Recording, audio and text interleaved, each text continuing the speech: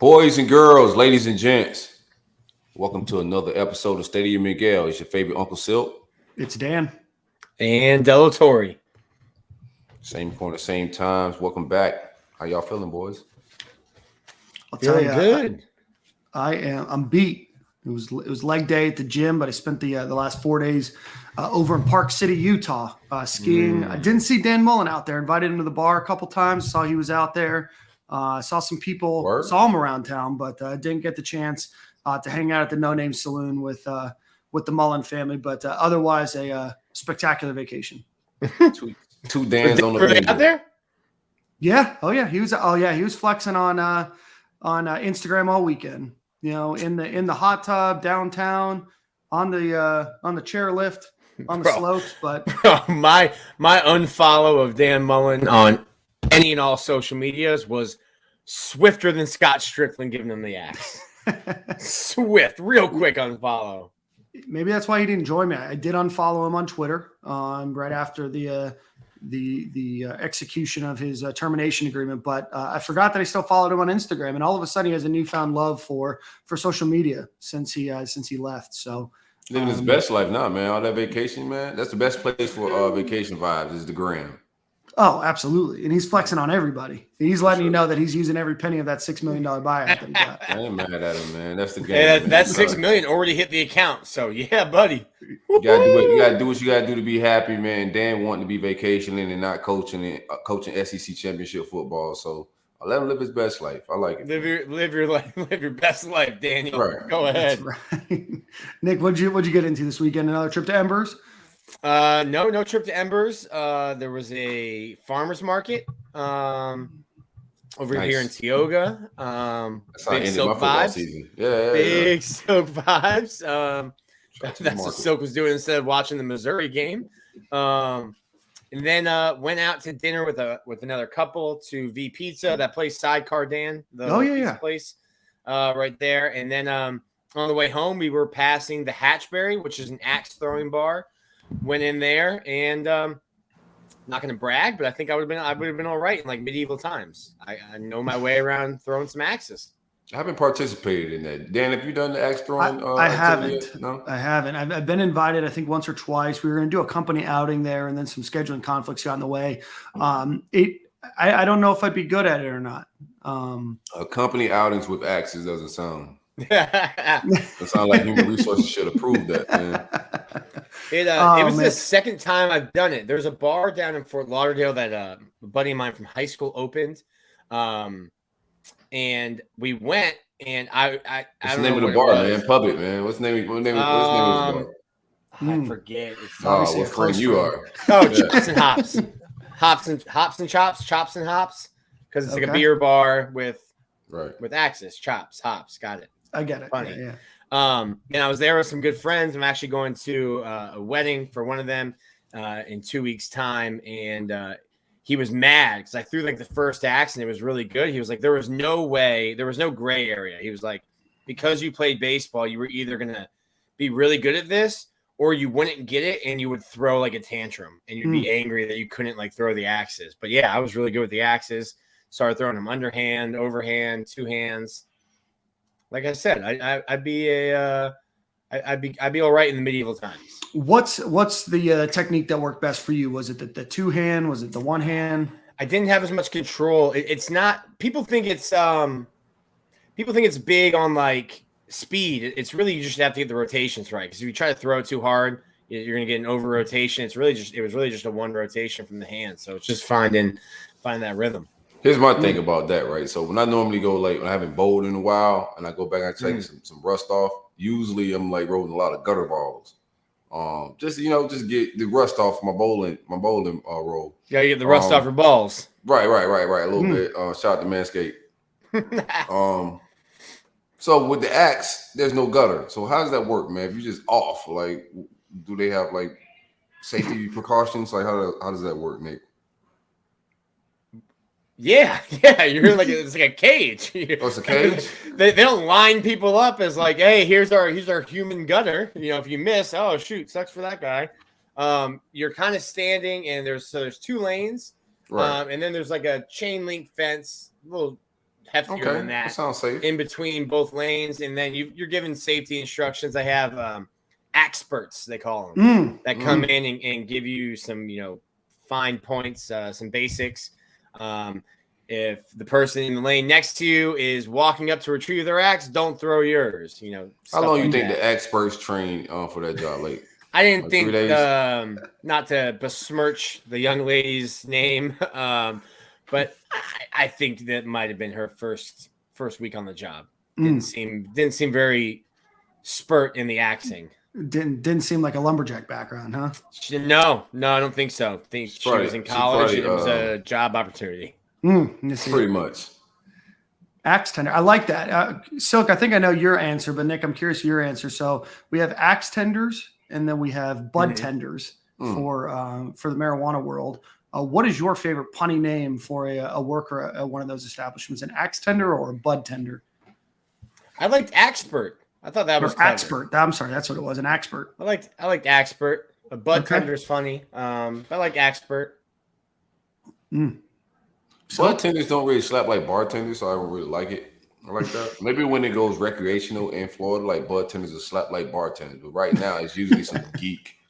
And you really don't want to tip them like that. You know what I'm saying? Because it's already a medical purchase. You feel like you're at a pharmacy type vibe, not really bar. So I'm still gonna go bud tender just for cultural purposes, man.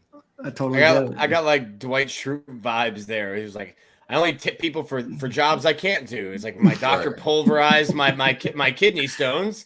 I gave him a tip. It's like, yeah, you're not gonna tip a medical doctor. I like that. It's actually a good stance.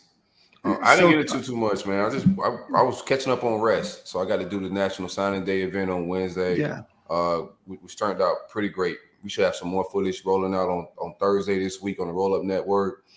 Excited to put the final product out there, but man, I didn't do anything. I just caught up on rest. Once Wednesday, I went to my dead period like a recruit. So once Wednesday kind of went down, I just shut it down for a few days and caught up on rest, life. Watched a lot of anime with my son this weekend. Did some track practice. Just vibe, man. So Billy Napier announced that his staff took a 5-day vacation. So Corey's like, "Hey, me too. I'm joining the vibe. Me too. I worked hard. You got to, man. It was hard work, man. Up until to National Signing Day, we did a lot of coverage, and then it's been a long football season. We don't stop right after the season, man. So as a podcaster, I just needed a few days just to reset my brain, man, and get ready for this 2023 class.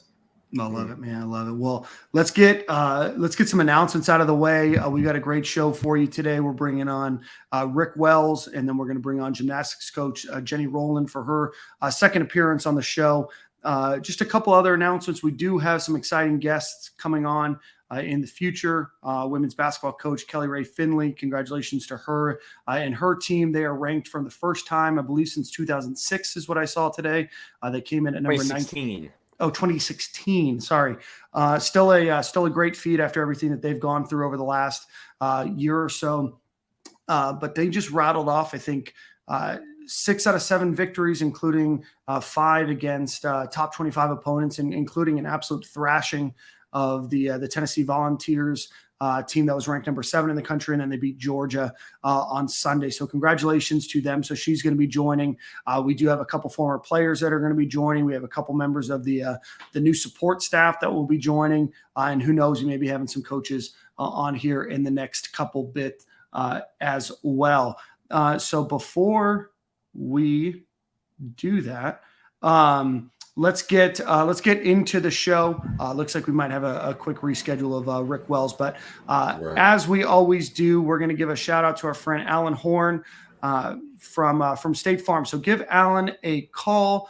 He is the title sponsor. He is a former Gator baseball player. Nick, want to dive into baseball with you a little bit here in a minute as well. But Alan Horn is a State Farm agent in Jasper, Georgia, that specializes in auto, home, renters, life, business insurance, and retirement planning in Georgia, Florida, Alabama, and Tennessee. So check him out at alanhorninsurance.com. Again, the spelling is ALAN Horn, Horne, insurance.com, or give them a buzz at 706-629-2888. I had the chance to talk to a couple people on his staff last week. Incredibly nice people, get things over to you in an expeditious manner. So give Alan Horn and his team a call. Visit him at alanhorninsurance.com. So we do have some time with Rick Wells, needing to reschedule. I do want to get into National Signing Day. The Gators still do have one prospect, Arlis Boardingham from California, that is set to announce here shortly. But Nick, Silk, we went into last episode a little bit bullish on what might happen to a little bullish on what happened with the recruiting class. It didn't quite turn out as well as we thought, but overall, Nick, give your thoughts. Yeah. Looking at I think a lot of what happens with signing day, I mean, listen, like we were pumping up too. I think we felt good about the momentum that the staff had. But a lot of the stuff that, fans, and I understand fans getting angry on the day. I don't think, everyone got wrapped up into, Matthews and Perkins, but I think none of us felt really good about or great about those guys landing. I think a lot of what the staff did was they got their guys in the first half, and then they took some big swings. I think you look at the class overall, the 17 guys they got, and then you add in the 5 transfers to make it really like a 22-person class. I think you hit a bunch of needs. You've got 2 offensive linemen transfers in Cameron Waits and Osiris Torrance. Christian Williams, another offensive lineman. David Connor, another offensive lineman. Jalen Farmer. I think that was a really big one to hold on to. So you hit on some guys, and I think the staff felt good about what they had gotten and what they had kind of locked up going into signing day last Wednesday. And then you take some swings. And I think Billy Napier said it on Wednesday. He's like, you have to have kind of a baseball attitude about this. Like, you're going to swing, you're going to miss. That doesn't mean you don't keep swinging for the fences, in the next cycle or with somebody else. So maybe a little too much hype from us and from people who cover recruiting.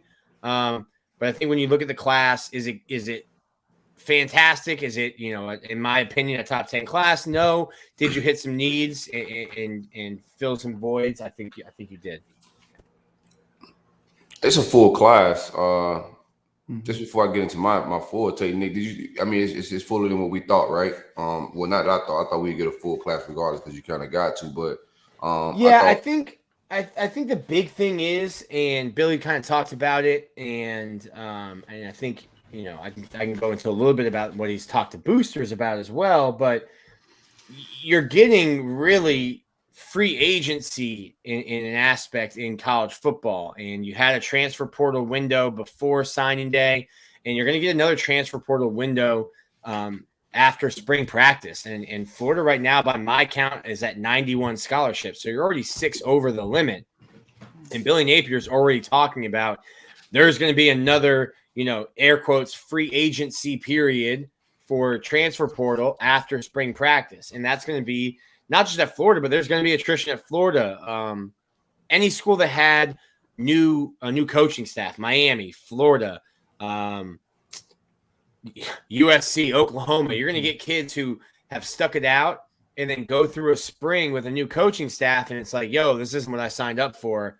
I'm going to find somewhere else to go. Or a coaching staff tells a kid, hey, we gave it a shot. We gave you some playing time. If you want to play football, it's not going to be here. And you're going to see a lot of attrition on rosters all over the place. And there's going to be more in the transfer portal. So you can say this 2022 class is done, but you're going to see some more players come in through the portal after spring practice. And guys leave. Yeah, no doubt. I think the class overall was considering Billy Napier walked in and emptied the clip. Pretty much was starting from scratch. Everybody kind of lost their mind and thought that we kind of, this class is doomed. We're just scrapping it. Like there's no way these guys are serious with scrapping. Nick Evers, y'all said that was crazy. Yeah, you were crazy because they finished at 17, 18 or something like that. They were like 78 or 87. I can't remember one of those weird numbers. But he emptied the clip, and then we kind of watched, sat back, and he landed Kamari Wilson on early signing day. A couple guys we didn't expect. Also in the portal, they got busy, and we saw these guys could recruit a little bit. I was cautioned a little bit with my man Perkins, thinking that DM would come in and scoop. I just know guys like that don't telegraph their recruitment. And he was just showing a little too much. Like he was too. Silk, you're on mute.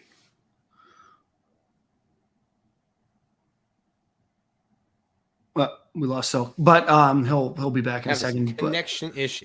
Dan got new internet, new place, new internet, and now Silk's got Dan's old hamster. What are you feeding Dan's hamster over there?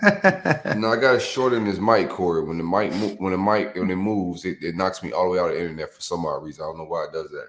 But yeah, I mean, getting rid of Nick Evers, Jaden Gibson, we kind of thought that this class was a wrap. Watching them land some guys early signing day, we got excited and thought they could land Perkins. Perkins telegraphed a lot of things in his recruitment, and I kind of cautioned a lot of people that, I don't know, bro. It's kind of hard watching recruiting all these years to believe he's coming to Florida, because these kids like to make surprises, and he's just Florida. A little too much. Even at Kent, whether it was All-Star games, Twitter, IG, his mom, it was just Florida. And usually when it's like that in recruiting, it's not that team. But nonetheless, I think these guys did a good job recruiting. I think we got into some names that we weren't recruiting before in this cycle. We got close with some guys that they have some Louisiana relationships with. It didn't pan out. They didn't land them. This class to be ranked 18, they got a chance to land Arliss. That'll put them around, I think, 16th or something like that. It depends on which rankings. I don't know which rankings we're looking at right now. But overall, not a bad class at all. I thought keeping, like you said, Farmer was a big deal. Landing Torrance in the trenches. All those guys on the offensive line were definitely big gets. The running back, Citizen was one we all got excited for towards the end as well. But looking at the depth chart, that made sense. We brought in 3 backs, if I'm not mistaken. He would have been the third. He would have been the third. Trevor Etienne, and then the freshman Montrell Johnson. Correct. Montrell Johnson, yeah. And honestly, it's a pretty deep room. You got 5 guys there, so I'll be interested to see, with Montrell Johnson, how much familiarity he has with the system and the success he had last year. But listen, they had 5 dudes carry the ball 100 times. They're gonna spread the ball around, and this is gonna be a run first offense. Yeah, but I thought these guys did good. I don't think Mario did anything extra. Like anybody that think Mario did something extra to beat Billy out, or he's a better recruit, that's not what I've seen. I've seen a guy like Mario keep many guys on board and then build from there. And to only finish a spot or 2 ahead of him recruiting, I don't think them getting Citizen was any better than us getting Pryburn or Torrance or Kamari. I think when you look at head to head, if at the worst we split with Mario. At the worst, I think considering the new staff, I thought our staff did a pretty good job recruiting. I don't know hormone stuff. I think we could do better and close on some guys. But I like the effort, especially from our standpoint. We was kind of just not me. I knew these guys had a plan. They were going to empty the clip. But a lot of people thought these guys were just going to grab some G5 guys and get whatever they can. But they grabbed some stuff, man. So I'm impressed. Yeah, no, I think when you talk holistically about the class, you add in, Jalen Kimber, Montrell Johnson, Osiris Torrance, obviously 3 big names, 2 guys that are very familiar with Billy Napier and his staff, former potential starter before he gets injured at the University of Georgia, and Jalen Kimber. And then you add in, Cameron Waits, who's a guy that, a lot of people speak very highly about as a transfer, and then Jack Miller as well. From Ohio State, you had some depth in some key positions, and Florida needed some help on the offensive line. You add in Torrance, you add in Waits, you add in Christian Williams, you keep Jalen Farmer, from Alabama. So I thought that they shored up some things on the offensive line. I know a lot of people were hyped up about Trevante Citizen, and I think that he's a good running back. I think that he's potentially a great running back. But I don't want to slight Trevor Etienne. I think that he's a very good running back as well. I think that he's going to be able to be very productive at the University of Florida. But again, like you guys said, Kamari Wilson, Chris McClellan, highly ranked guys. You add in Shamar James, who's a highly ranked guy. You keep Jamari Lyons. You add a guy like Caleb Douglas. I think the staff did pretty well. Jack Pyburn is a guy that a lot of people say is underrated, which I thought was odd that one person said it despite his company having him ranked pretty low. But all in all, I thought the class is fine for a transition class. You missed on a few. It's going to happen. I know that they went out of state a lot. Nick, looking at the On3 rankings, the average distance from Gainesville was almost 600 miles. So I know that that's something that Billy Napier and his staff said that they were going to do a better job of locking down the state of Florida next year. But, we only have, a couple weeks before early national signing day, and then, 5 or 6 additional weeks after that to get a class. I thought that they did pretty well. Next year I think is going to be a better indication of what you see from a recruiting perspective. But, what do you want to see next year? What do you want to see this cycle? What are your eyes on? I think that they need to go after an elite quarterback. I think that that's bingo, something that they absolutely need. There's a lot of talent in Florida at the wide receiver position and at the running back position for next year too. I think Florida really needs to land, a couple 5 stars next year. I think anything less than 2 is probably not sustainable. You really need to be at that 3-4 range. You just saw Texas A&M get 7. So, I'm gonna say the bare minimum has to be 2 5 stars in a class that's ranked in the top 3 or top 4 in the SEC to be able to continue to be competitive. Obviously, you can add in some transfers, but you really need to make sure that you get those guys that are young and ready to be developed as well. Yeah, I like that we worked our relationships towards the end of this cycle, but I don't want to camp out in Louisiana because those kids just love LSU. Mm-hmm. So that's a tough one to, even though Matthew surprised me with the A&M pick, but normally it's not something you could just bank on. If those guys are leaving Louisiana, it's just pretty much a hat trick for real. Mm-hmm. So I want to see us camp out in Florida, but quarterback after the Nick Evers walk pretty much. I think we could have did more to keep him. Mm-hmm. I'm not mad at Billy for letting him go, but I do want to see him bringing an elite quarterback this cycle. They after the Peyton kid or the Manning kid. I'm sorry, Arch. Not that huge on him, but he got a lot of stars, so if they land him, I'm not gonna complain. But I want to see what they do at the quarterback position for sure. Also, I'm watching Kerry Colbert at wide receiver.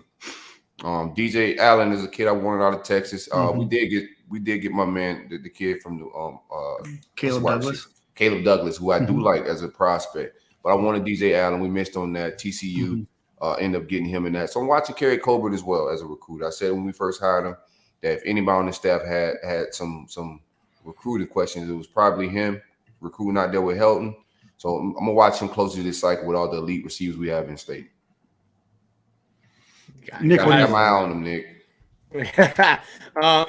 Hey, listen, I don't think Florida's going to land Arch Manning, but I'm all for going. Like I said, they're going to go after. You're going to go after the big guys. So if that's the number 1 quarterback in the country, go after him. It's not. Some people say, "Oh, you're wasting time." Well, you're not wasting time. If the number 1 quarterback is showing any kind of interest or giving you any inclination that he's interested in your school, you show him love. I think Florida needs you have to. Word get out too. Like word get out when they're not really going after the big guys. Yeah. I mean, that was the word about Dan Mullen, right? Is that there was guys that they saw and they maybe it was an uphill battle, but there's still an opportunity to win an uphill battle. It happens all the time. I think you have to, piggybacking on some of the things you said, you have to get a top 10 class next year, and top 10 might not 7, man. 7. Top 10 might not be good enough. I mean, you could be 10 and be 5th in the conference. You're gonna have to that start top beating. 10 stuff don't slap no more. I think for us to close the gap with Georgia, Bama, you got to start ruffling some feathers and landing some big shit and getting top 5. Mhm. You know, I'm being I nice with mean, 7, but top 5 is when you got to do what Jimbo doing Mhm. to get some headway, bro, to make some difference. Other than that, I mean, we just staying afloat at 10. yeah, no, I agree with that. I mean, 2022 on 3, number 1 A&M, 2 Alabama, 3 Georgia. So like Right. those are 2 teams that are on your schedule next year. Mhm. You go back a year and it's Alabama, Georgia. You know, a year before that, LSU was 5-21. Go back to 2020 and it's Alabama, Georgia, and it's LSU at 4. Like Texas A&M at 6. Like you have to go out and compete with those teams. So yeah, like Silk said, it's top 10 doesn't slap anymore. It doesn't slap the way it used to. So Nah, you're gonna have to start winning. Like I said, you're gonna have to start winning some of those battles with Georgia, A&M. But I think the emphasis, and Billy said it, I think the emphasis has to be on kind of locking down the state of Florida. I don't know. I mean, this isn't 1980 anymore. It's not going to be the same as when Howard Schnellenberger was leaving pipes at kids' houses, so he'd have to have an excuse to go back in and talk to them again. You're not going to be able to lock down a place like he did, in South Florida, but you need to start keeping some of this talent from Orlando, from Tampa, Dade, Broward, Palm Beach, start landing some of those kids and getting them to Gainesville. Yeah, if you look at the on 3 rankings, which we'll do because of you, Nick, Florida is 11th in the SEC for recruiting this year. That doesn't include Arliss Borningham, which I think if they do get him, they will jump up to maybe 8 or 9. I'd have to double check what his rankings would do, but right now I know that the Florida staff feels pretty confident in being able to get him, so that does increase and move it up a little bit. But again, like Corey, like Nick said, this is you're battling teams that are finishing 1, 2, 3, 4, and 5, year in and year out. It's going to take a while. You got to play the transfer portal, but you also have to make sure that you're locking down these kids out of high school too. So. Again, not a bad class. I do want to go through some of these prospects and get some of y'all's takes. But again, for next year with the Army that he has built at the University of Florida, and with the staff of Sean Spencer and Corey Raymond and Patrick Toney, and some of these guys that are known to be elite recruiters, this is the time to really show what you're made of. But you're putting the money down, so put it to use. You're spending on this staff, you're spending on these damn pilots. Hopefully they're drinking 5-hour energy, staying awake, flying all over the country. Maybe use the helicopter more next year instead of the jet. You can take a helicopter from Gainesville to Tampa. I've seen some lightly mentions of some NIL. What was happening NIL wise with some of the guys that we landed? I think seen Torrance Land had something. Yeah, there's a couple things that are in the works right now from some NIL deals. I know Kamari Wilson is working on some things right now and getting ramped up. I know Osiris Torrance is getting ramped up himself. I know that Devin Moore is close to be getting some NIL things as well. It wouldn't surprise me if Chris McClellan isn't far after. I do know that one player did return. I don't know if I'm at liberty to say, his name just yet. I'll ask, but we can talk about it next week. But I know one player that was looking at the draft did decide to come back because of some NIL money that will allow him to make staying a hopefully more hopefully a better situation for him financially, but also give him the chance to put some more film on tape and hopefully raise his draft grade. And I know that they were trying to do that with another player that did leave early. It just the prospect of going to the NFL was too high. So I know that there's a lot of money that's flowing around. I know the Gator Collective is really starting to ramp up their dollars. I know that there's a lot of other NIL things in the works as well. Some that will be announced soon, but you're starting to see more players with some, actual, 4 or 5, and maybe higher deals being signed off right now. How does that process work to the best of your knowledge? Yeah, no, that's a great question. And there's probably some people that can speak better, but you're not allowed to offer NIL deals to any high school player. Until they are signed, they cannot go into any negotiation, with any NIL organization. Now, am I saying that those conversations don't happen and that there's not potentially deals in the back end? I can't say that. I would be ignorant to say that doesn't happen. But until a player is signed and has signed his NLI with the school that he was at, then they can start to engage in conversation. So obviously there's different caliber of players that are probably asking for different, sums of money. But the second they sign that deal and they come on campus is when they can start to receive NIL money. Sounds like a lot of hypothetical conversations happen. I think that that's, part of it too, right? And I think that hypotheticals can be misguided in terms of what people are promised. There's a lot of things that are being thrown around money wise. And Corey, I think that you probably know this as well. There's a lot of hypothetical dollars that are being thrown out there from schools. There's a lot of deals that are potentially being lined up. Be weary of some of those dollar amounts. I don't think that they're as high as you think that they are. I don't think the money is flowing the same way people on the internet say it is. But there is a lot of hypotheticals. There is a lot of, this is what we can do. This is what we've been able to do in the past, but certainly can't sign anything on the dotted line or really offer anything until that player is signed. Yeah, those are the rules on paper. Yeah. Those kids can't really partake in, and a lot of these numbers supposedly can't be used in recruiting, but I can tell you for certain they are being used. Most definitely. And then we'll see how it all materializes because unlike the bag days where you could promise things, kids get on campus and you kind of got them, now you got to deliver on those promises or the kid can jump in the portal like right away. And then the word gets out a little openly, not like it did in the bag days. Yeah, no. So you make a great point. I think what you're seeing schools do is start to partner with organizations that are NIL organizations. Now, mind you, there are probably some shady organizations that are out there. There does have to be a purpose behind the NIL money.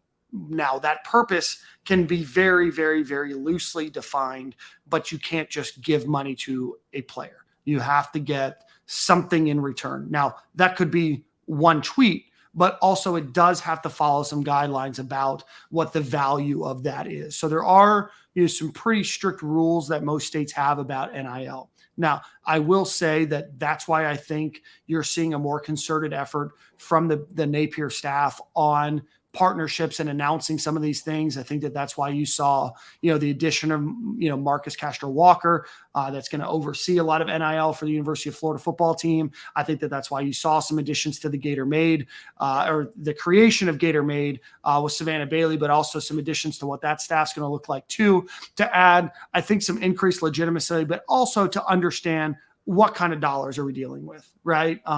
We can talk in hypotheticals that X organization has X dollars, but until we really sit down and get on the same page and then be able to create a plan about what and how those dollars can be used is when you really start to see the fruits of, that labor. And I think that you're going to start to see a lot more of that from the University of Florida. And I think that there's a very concerted effort by Billy Napier and by the staff to make sure that NIL does become a very important thing. And I think that you're going to start to see a lot more of that. I know that there was a big booster gathering after National Signing Day for boosters where they openly talked about NIL. I know that Billy Napier's been on the Paul Feinbaum show and a number of other shows talking about NIL. So I think you're going to see a lot more of it, whereas the old staff just didn't seem to grasp it nearly as much.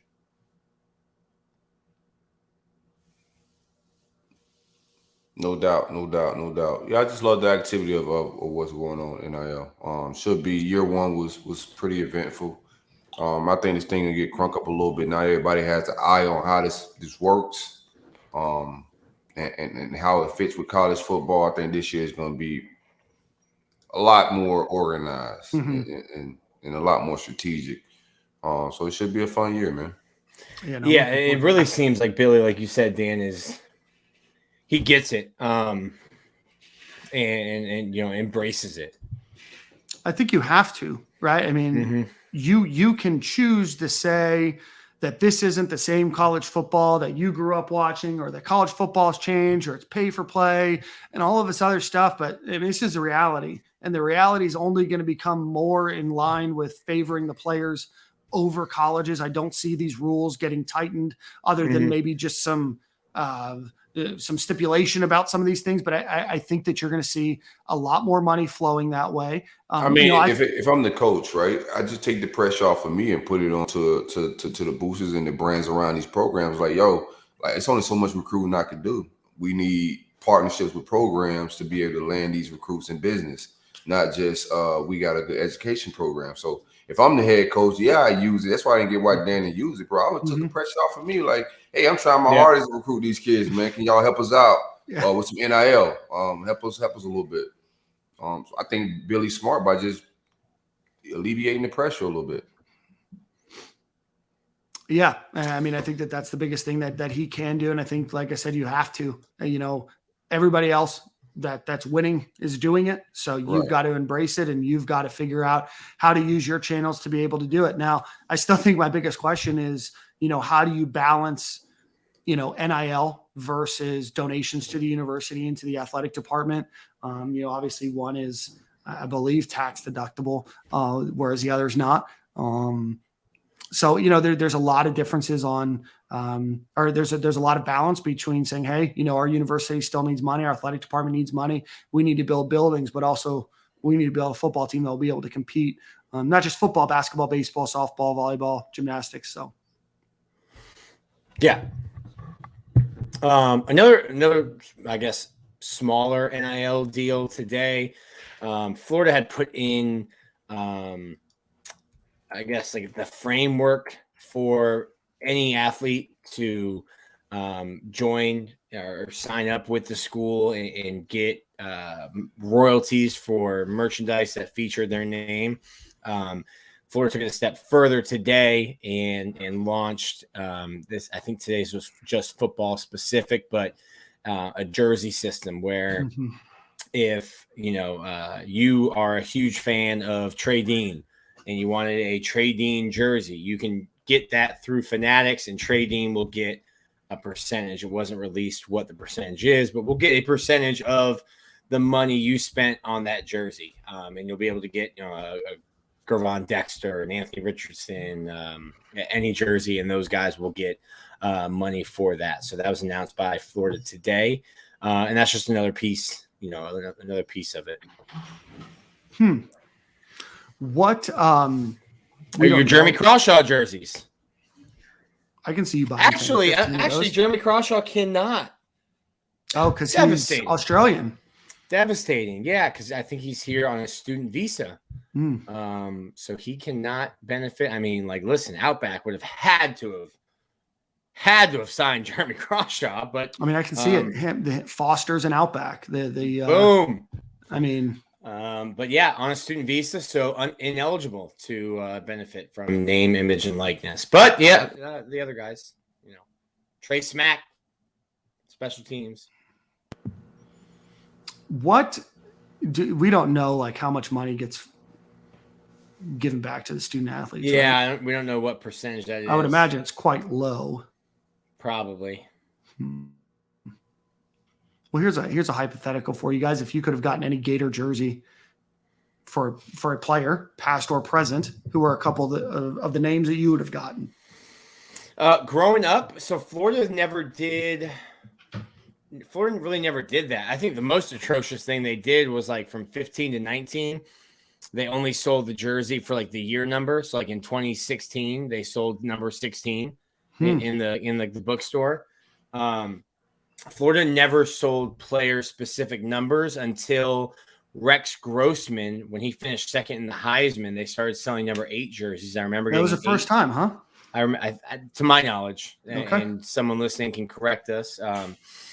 But I remember getting an 8 jersey the year Rex finished second in the Heisman, and I think I still have a Tim Tebow Pro Combat jersey, the one with, like, it was where they wore it for his senior day with, like, the white stitching on the shoulders. I probably have that somewhere somewhere in the house or my parents' house. So I had an 8 and I had a 15, and then a bunch of number ones. So what do you think? Number one's all I ever had.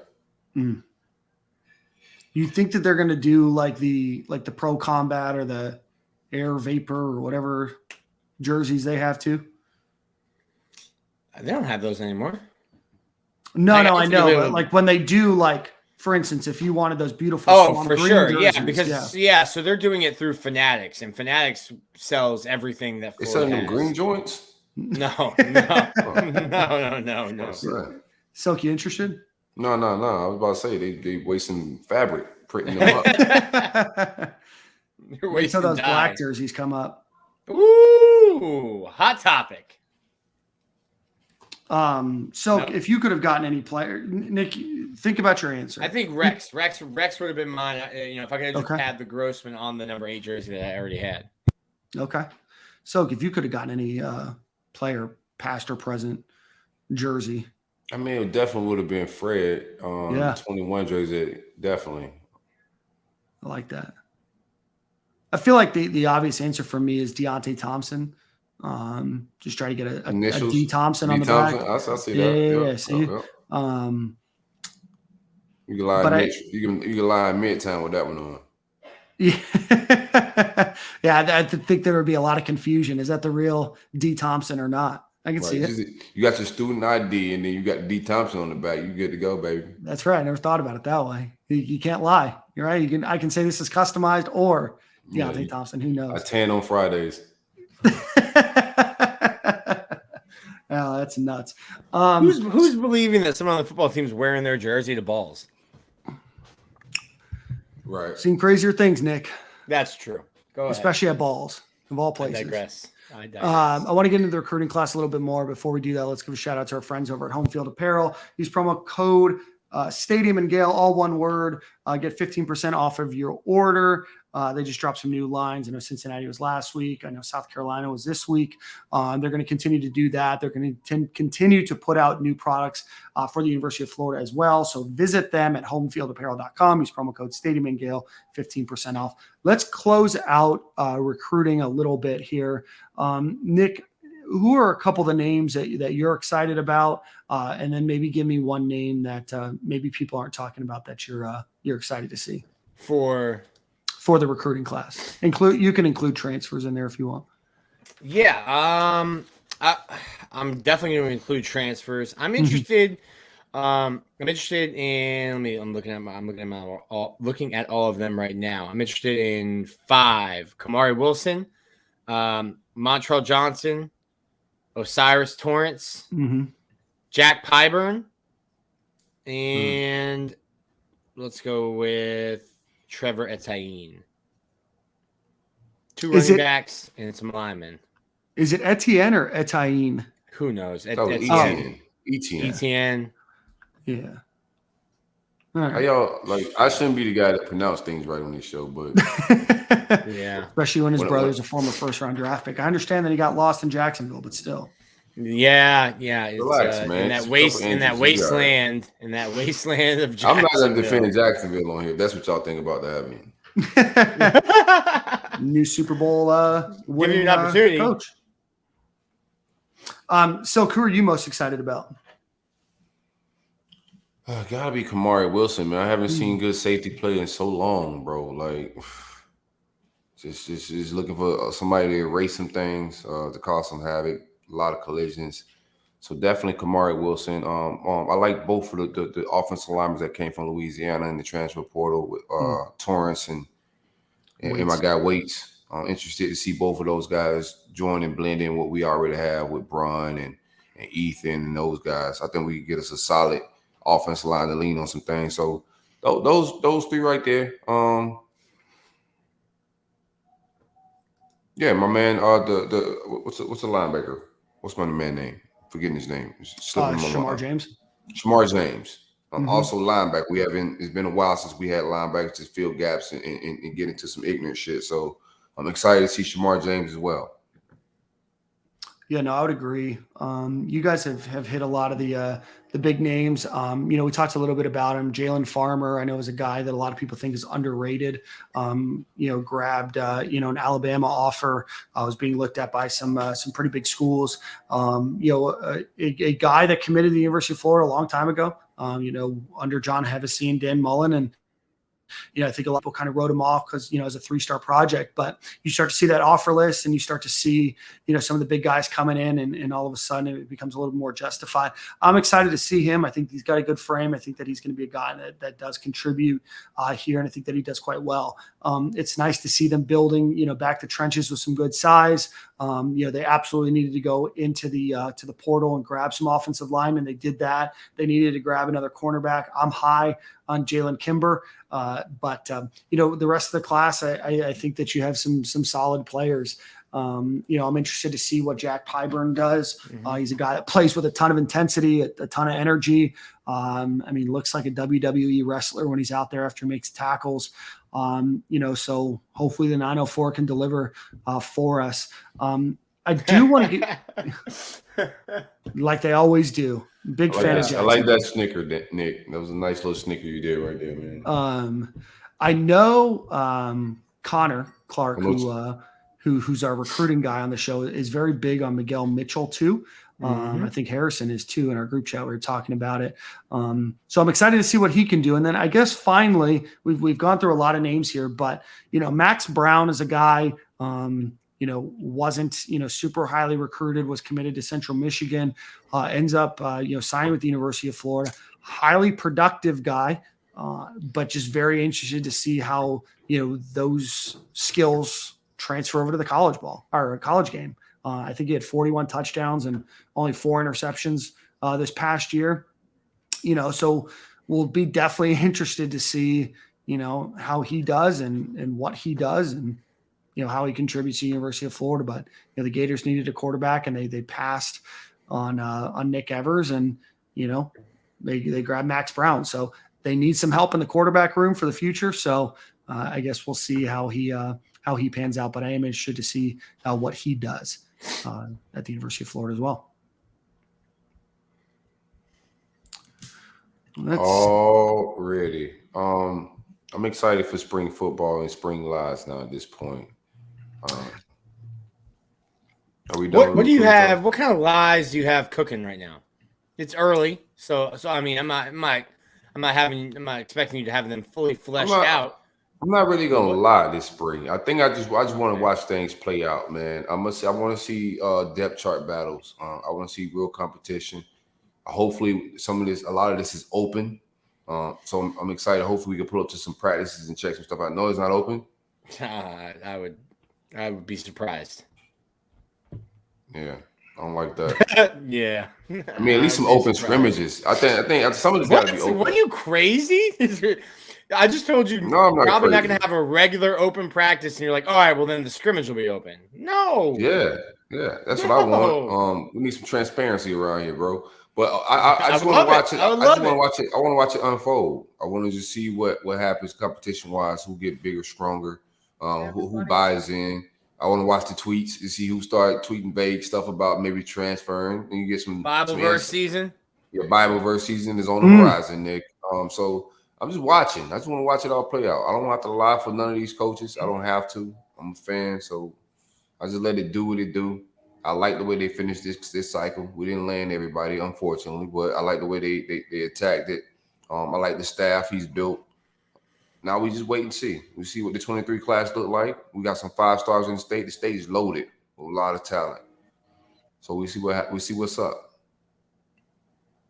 That's what I'm excited to see how this team transitions to a different offense, to a completely different coaching staff. There's no holdovers, right? So new coaching, new teaching, new technique. Which is going to be good, and you're going to have some casualties because of it. It's a staff that's very, very highly rated.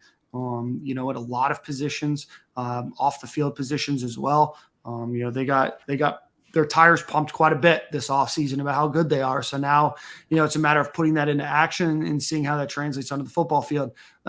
Florida has a lot of great athletes, a lot of great players on their roster. So, now it's a, opportunity for you to see what you have. I mean, there's not a lot of time, at UF to sit around and have a wasted year or two, and they got a tough schedule. So they're going to have to put their money where their mouth is pretty quickly. Yeah. I'm here for it, man. Fun off season on the horizon. When is Junior Day? Do we have that date penciled in yet? I don't think so. Nick might know, but I don't know. No. Okay. I don't know.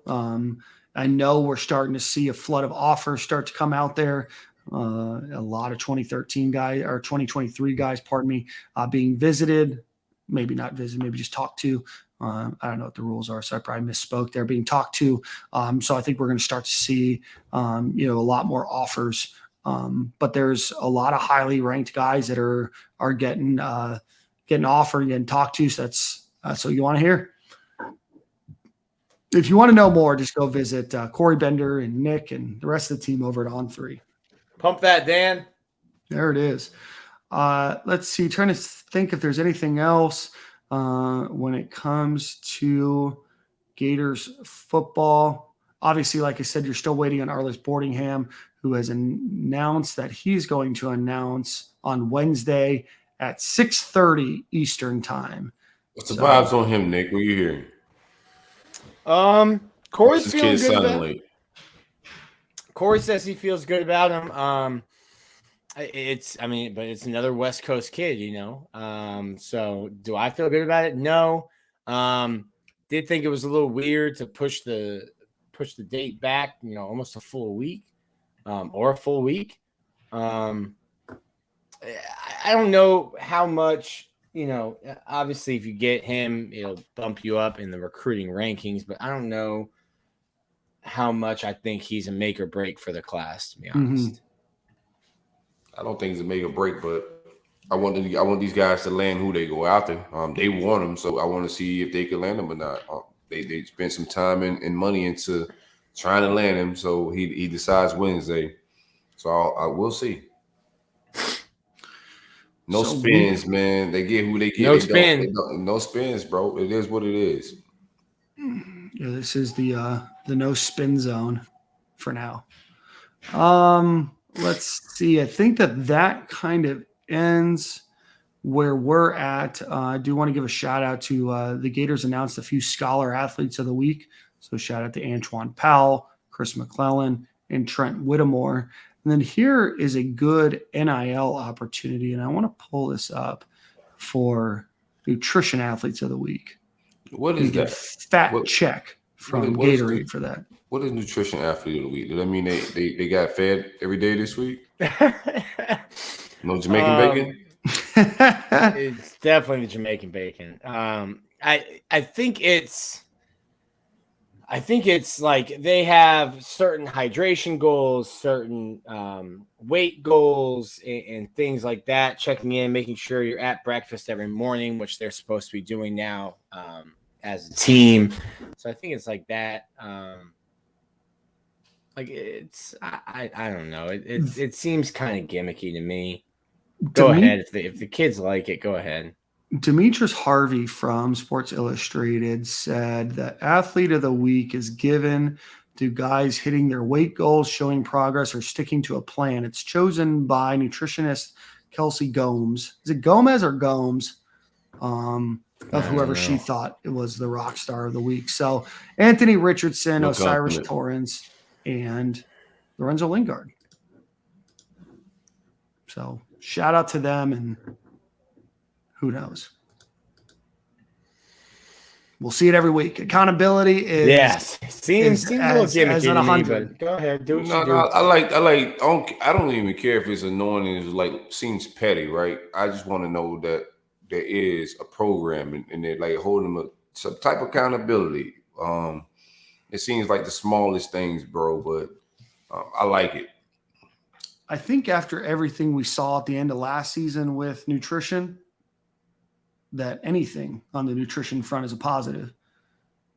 they just acknowledge every little thing about this program. So I don't know why anybody would be annoyed at this point. If they're gonna announce every hire, including the janitor, at this point, you gotta know they're gonna award every little thing as well. But they also holding every little thing accountable.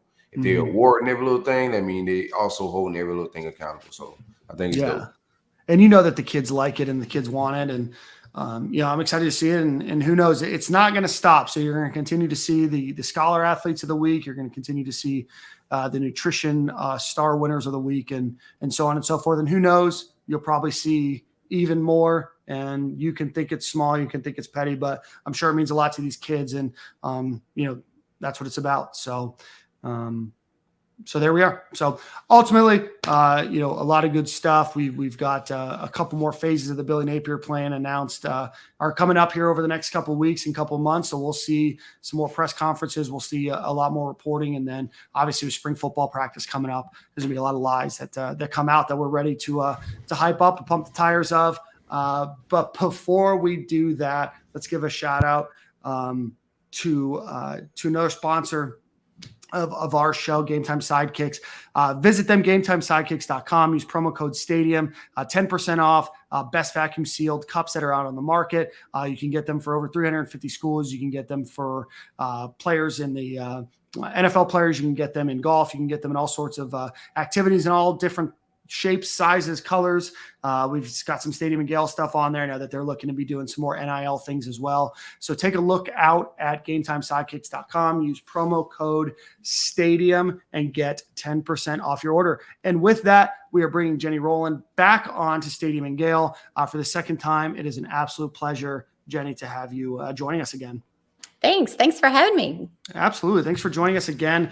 If you don't know, and you should, the Gators are currently ranked number 4 in women's gymnastics. They're in the nation with a team slam this season, which is a 10 in every event. Trinity Thomas has had 10s in the vault, beam, and floor. Nia Reed has had a 10 on the floor, and Leanne Wong has had a 10 on the bars. And they are meeting LSU this weekend on Friday. So make sure you check it out as the nation's top meet. So, Jenny, a lot of excitement around women's gymnastics this year at the University of Florida. You guys have done outstanding, coming off a big win over Missouri this past weekend. So how's the team feeling? How's the season going for you guys so far? Wow. Well, who can't be excited about all the buzz going around campus right now with football, men's basketball, women's basketball. And we're just so extremely grateful and excited to be in that mix. Every home meet we've had a sellout, and we're hoping for another one this coming Friday. Over 9,000 of our best friends in the O-Dome. So really excited for a really great night of gymnastics this upcoming Friday. It's being a member of the media, I can get in with a credential, but my girlfriend, who I live with, she was a competitive gymnast growing up. She wants to go, and now it's getting hard to get a ticket, Jenny. It is, but I may be able to hook you up if you need a ticket. Okay. Okay. We're trying to know go. somebody, Nick. Jenny the plug. she might know somebody who can get me a ticket. But yeah, we're planning on going Friday for the meet. We've been watching on TV, and she loves it, and she's a big Trinity fan, and Skaggs, and I'm learning gymnastics through her. So man, you know everything, because Skaggs, her first name's Megan, but nobody calls her Megan. It's Skaggs, and you're a faithful follower. Well, I loved all the stuff she's doing with her charity and with the bows. So I think that's kind of what drew me into her and all the stuff she's doing to help people. So there's a lot of good stories on the team, I'm sure. Most definitely. And just an amazing team, a team of amazing women in general. I mean, super uber talented, credentials like crazy, and the kindest, generous, most big-hearted young women that you'll ever meet. And I think that shows out on the competition floor. Now, is it because of COVID? We talk about it a lot with football, but there's a lot of older rosters across the country, yours included, getting Skaggs back for another year. How has, I guess, a COVID year or getting an older roster, how has that kind of changed the landscape, and how has it changed and molded your team? Really, it's wonderful. We have both of our seniors who are now fifth years. They remained on the team. So we have, gained that additional leadership and expertise and, just mentorship on the team. I think across the country in all sports, you will see and recognize a little bit older rosters across the table. And gymnastics, by no means, it's no different, and really has just elevated the game across the country. What I would say is probably the most exciting year of NCAA gymnastics, highest level. We've got Olympians that have joined the NCAA, and then we have all of those seniors staying for one more year, or a lot of those seniors staying for one more year. Just super grateful that these two young women, Skaggs and Alyssa Bauman, chose to stay one more year with the Gators and endure, a preseason, a competition season. And we're just really grateful to have that opportunity to continue to have one more year with them. How do you keep the team focused on the road to nationals and not on the ranking? Taking it one day at a time, and we really talk about being present. I have a team filled with very competitive athletes, and everybody wants to compete and everybody wants to make a lineup. So it makes for fun days in the training gym. It's good, healthy competition, but it's, great to see them just kind of raise that bar, a little bit every day. As a coach, what is that like then? You have so much talent just creating your lineup and who's going to get to go out and compete. It's not easy, and that's the part that is really challenging, and really just first and foremost being mindful of the athlete's health and well-being. We have the largest roster that we've ever had, so we have the ability to rest, some of our top players here and there, when they may have been competing all around a little bit more often, in years past. But we've had a lot of players step up and, fill those spots and do a great job. It's a commitment that we've talked a lot about as a team of, trying to get and allowing everybody to be ready when your name's called, and have that opportunity to compete in NCAA gymnastics and, compete for the Gators. It's a big deal.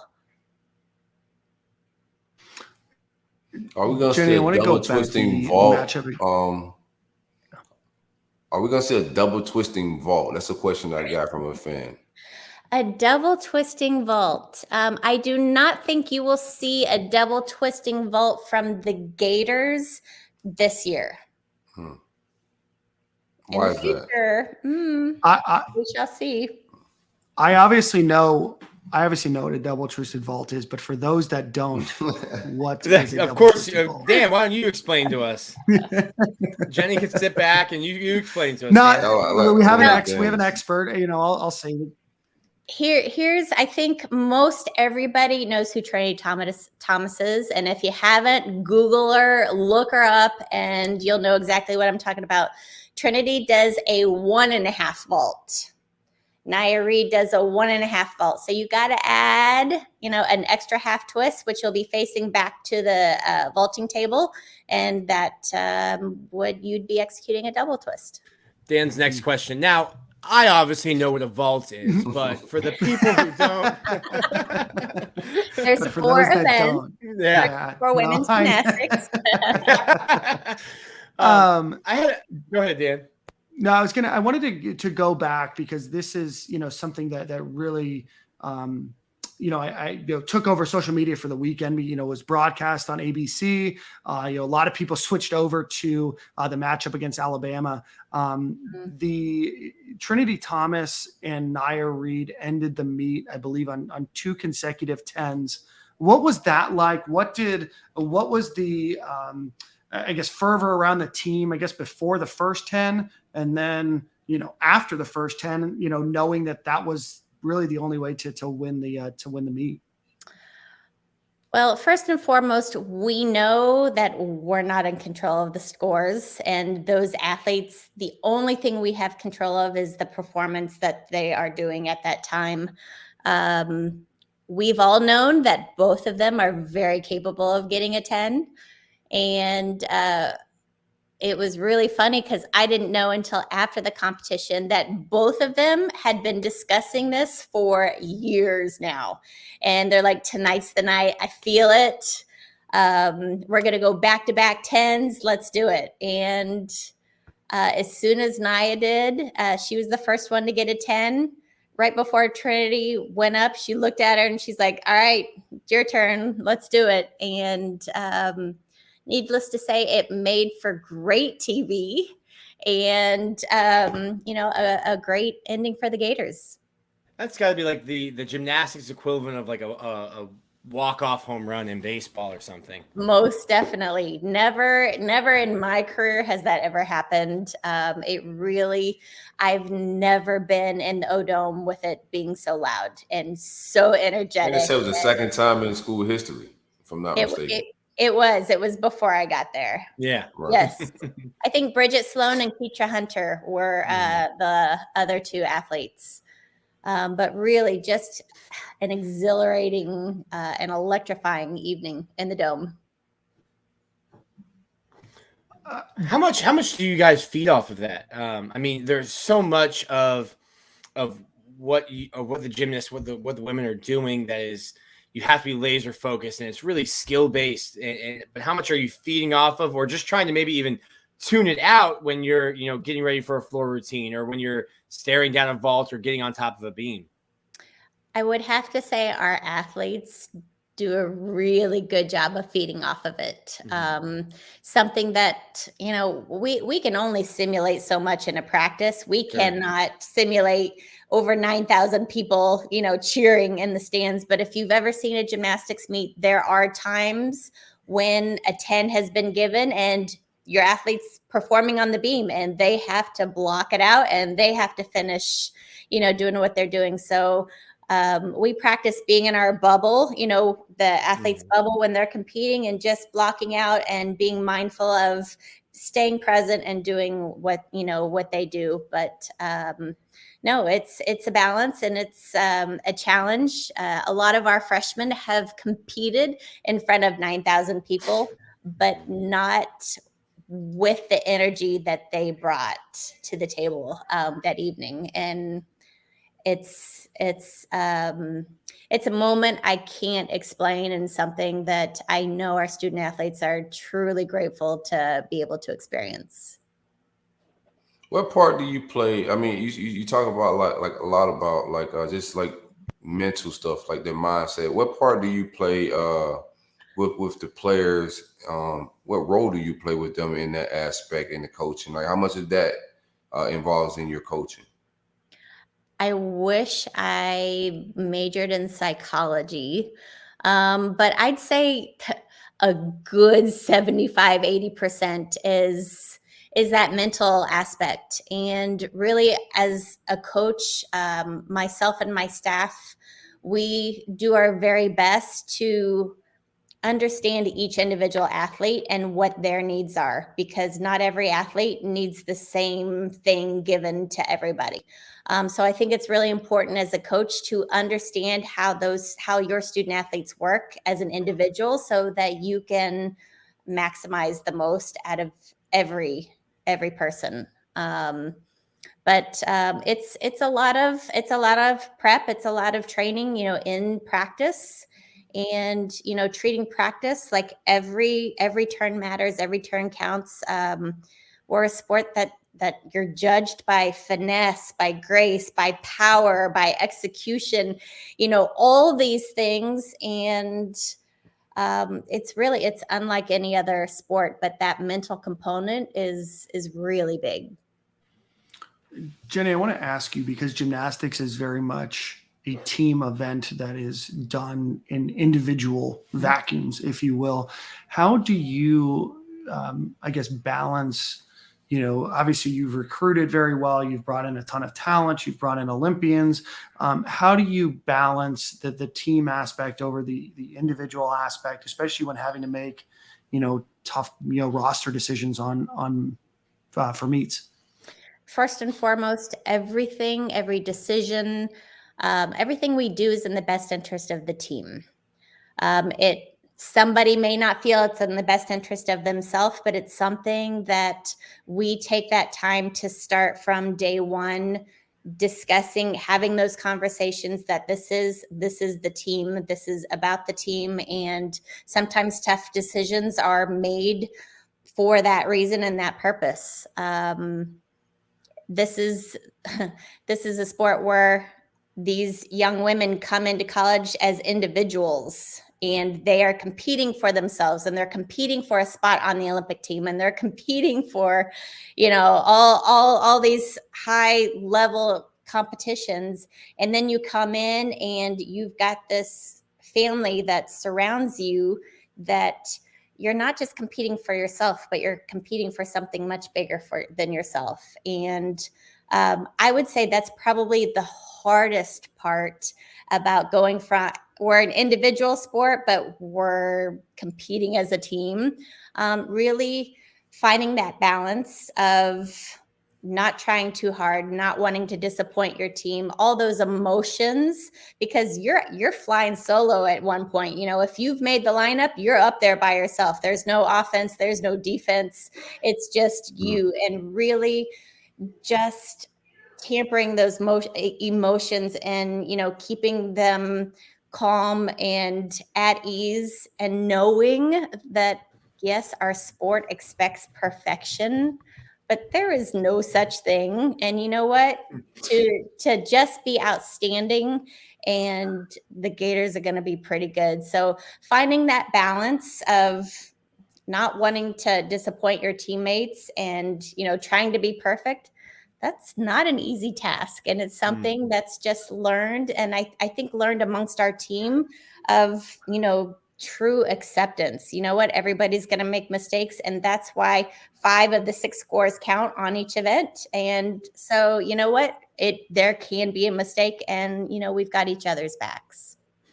Do you ever recall maybe seeing it when you said you're competing for something, bigger? I assume that's for the university and for the Gators. Do you see maybe that click with freshmen, whether it's in a practice or maybe the first time they hear, a roar in the O-Dome, when it kind of like hits them like, oh, I really am. There is something bigger than me, even bigger than, just this one group of women. It's the girls that have come before us and the ones that come after us, and competing for the university. Oh, for sure. I think in an instant, these young women are coming to college and doing NCAA gymnastics for something bigger, for something more than themselves, to be a part of a team, which for the majority of them have never had that experience. An experience where, you have 18 athletes going through the same training and the same highs and some of the same lows, and experiencing everything and being able to relate to each other. I mean, that's that instant bond that these women have. And I'd say probably the very first time that you compete in the O-Dome, it is that, yes, this is way bigger than myself. And just that sense of pride that these young women have for the Gators. I think they wear their hearts on the sleeves. I think that's what makes our team so special to watch, so fun to watch.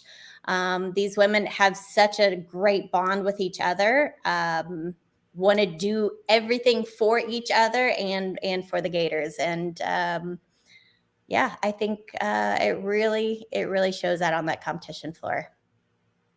I'm a huge Summer Olympics nerd. I'm really into the Winter Olympics now. So I started watching, I think it was on NBC. It was Chasing Gold, and that's where I first learned about Morgan Hurd, as she was trying to make the Olympic team, and unfortunately she was dealing with an elbow injury then.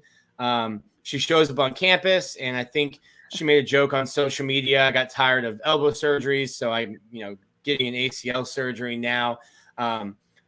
obviously tough for her. She's dealt with injuries before, but what has her impact been on the team this year? Just having somebody with, I guess, her level of elite competition experience, being able to come in and, even though she can't compete, just be around and almost be a coach, I guess, on the sidelines with you. Really, I can't say enough about this young woman. I mean, coming in as a college student is hard. Coming in at semester is harder. Coming in and just joining a team, and yeah, we're traveling and we're competing and we've been training for 6 months and, ready to do this and ready to that. And just to be able to enter a group of 17 girls, women, who have already created a bond. And it's like, all right, who are you? And of course, everybody knows who Morgan is. But for her to step right in, really slide on in, and feel like she's been with us this whole entire year, really amazing. I can't say that is normal for anybody to be able to do. And that just says a lot about her character. She is such a trooper and such an inspiration to a lot of her teammates and girls, young women, people all around the world. She's been a great shining light. I know she is really disappointed that she isn't able to do gymnastics. And for anybody, that's really challenging, no matter how many surgeries you've had.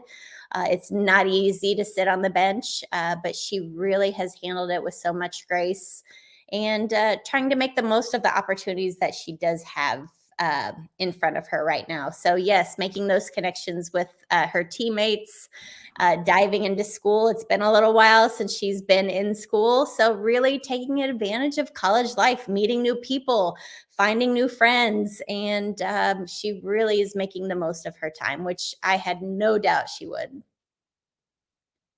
Jenny, I want to ask you about another name, Leanne Wong, somebody that was an alternate for the Olympics.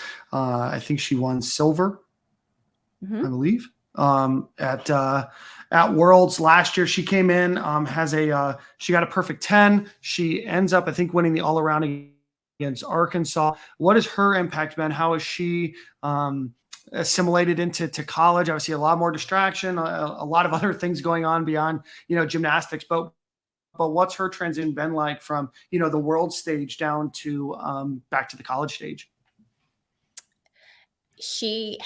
Everybody has their own story, and she has a very unique one as well. She stepped on campus in August, went through freshman orientation, dropped her stuff in her dorm, didn't set it up, and said, I'll be back right after Worlds. She was confident that this was what she was going to pursue and do and commit to. And we were able to help her make that commitment and enroll her in online classes. She went back, trained at her club for, I don't know how many hours a day they train, was a full-time college student, finished up taking calculus her first semester at Florida, training for Worlds, amongst her other, 12-hour classes that she was taking, and wins a silver medal at Worlds, all while making like a 3.8 or something crazy GPA that semester. Finished Worlds, came back to the United States on a Monday, the end of October, was on campus the following Monday, right after Worlds, and just jumped right into the fire.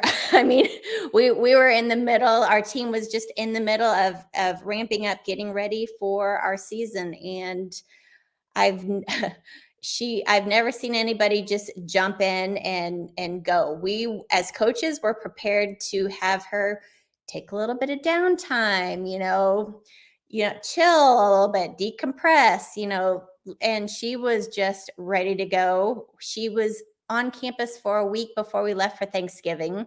She's funny. She watches everybody. You can just see those wheels ticking. And we left for Thanksgiving after an inter squad, and she made some comment that, hey, I think I need to get a different 10-0 vault. And she's like, I'll work on it over break. Don't worry, I'll be back with one. Like, okay, You're telling her to calm down and decompress. She's like, I'm going to be doing vaults over Thanksgiving break, and I'll come back.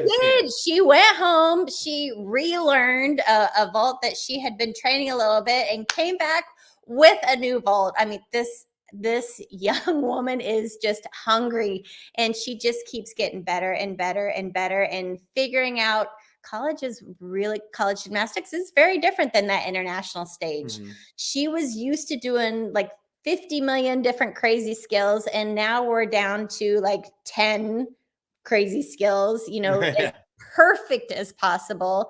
And she really just is settling in and figuring this NCAA gymnastics stuff out really well.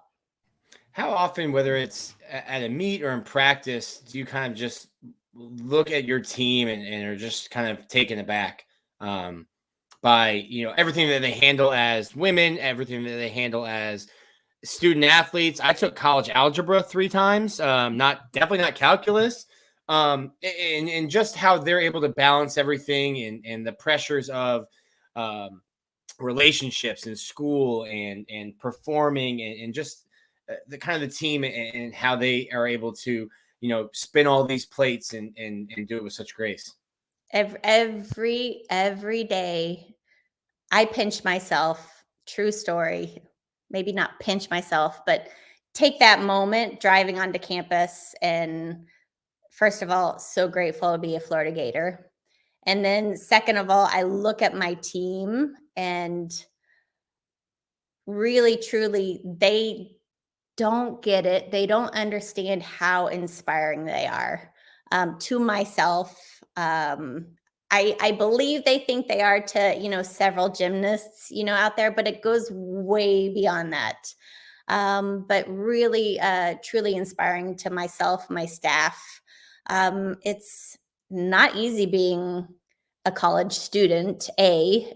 It's not easy being an athlete, B, and to be a student athlete at the number 5 school in the country just equals insane amount of dedication, hard work, commitment, and just focus and doing what they want to do and what they want to accomplish.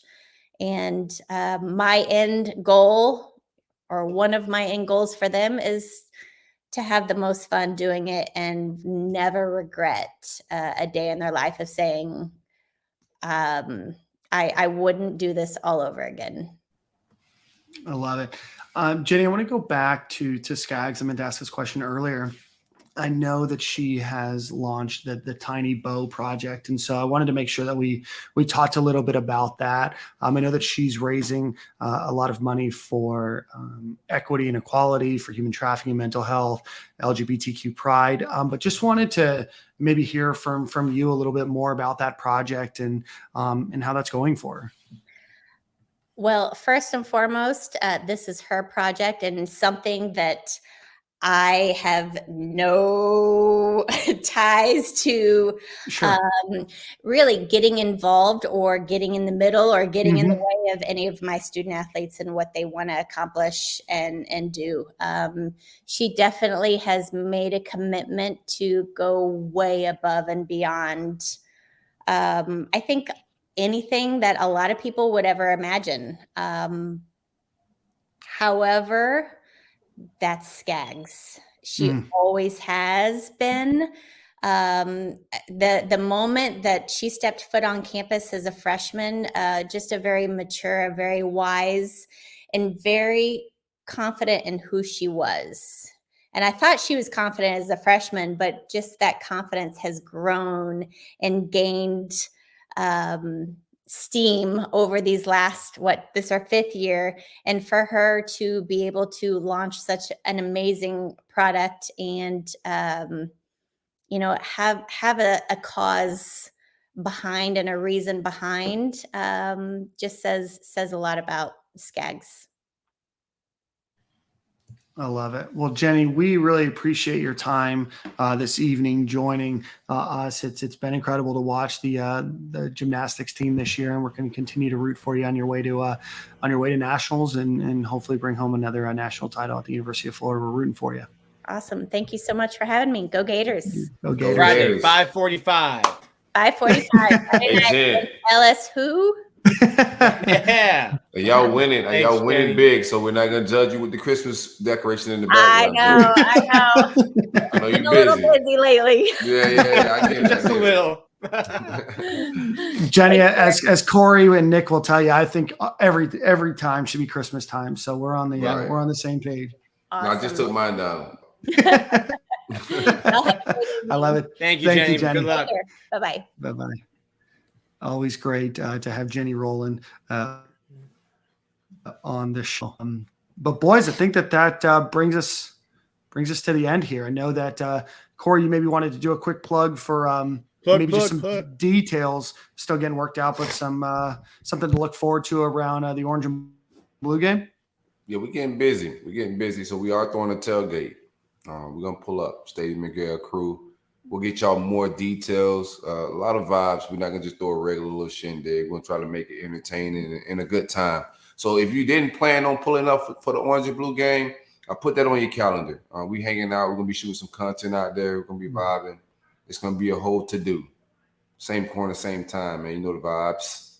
Shout out to Looking the forward folks. to it. I know. What's up? No, go ahead. All right. Are you good? No, I was just going to say, I know I will be there. Corey has already promised me the aux cord for at least an hour. So I got you, man. We can let we need to get the playlist. We need to start keeping a track of the songs we put at the end, make a playlist out of it. And then when we have shindigs, we play the playlist. And when your shit start ringing off at the party, they be like, who put this on the playlist? They'll know. We need one of the fans. We need one of the fans to put to start putting this playlist together as we roll songs out. Just throw that on one playlist and call it Stadium Miguel playlist on Spotify or something. Bro, that'd be a wild playlist. I like it though. That covers a lot of genres of music. Yeah, it's content, man. I love it.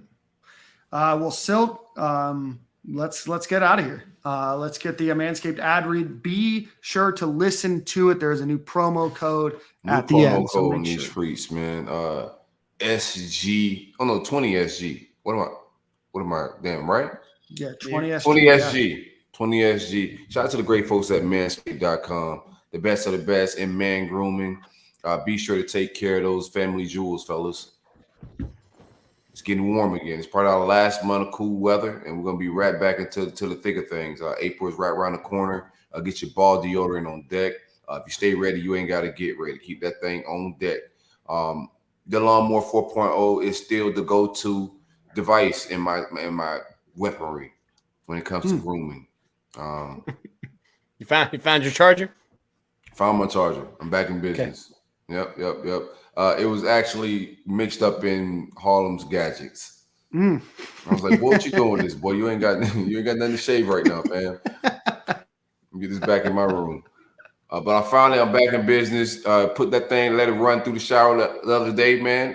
Fresh cut, smooth as a baby's bottom. SG 20 SG at checkout for 20% off and free shipping. Manscaped.com, best of the best in man grooming. Take care of them family jewels. Love it. Well, Nick, you have the song of the week, my friend. Yeah, I got some pressure. Some pressure to play the new YG Scared Money, but that's not gonna be it. I wasn't feeling it. I get the whole Billy Napier Scare Money Don't Make Money vibes, but I'm going with my boy Bobby Tarantino. We're gonna go a little Logic this week. Everyday Logic and Marshmello. I like that. Now, if for anybody to suggest him a song, like for you to say my song and not play it, it's probably more disrespectful than just not playing it. Yeah, I had to acknowledge that I was being cyberbullied. Yeah, I have to acknowledge that he heard that he somebody need to bully Dan for his songs. Dan don't care what you say about his songs. Someone needs to bully Dan. Dan needs some more bullying in his life. Yeah, bullet for his tracks, man. They'll be getting into his fiddle. A lot of fiddles in Dan bag. There's gonna be a lot. There's gonna be a lot more. I think we talked about this. One of my favorite bands, Turnpike Troubadours, is back.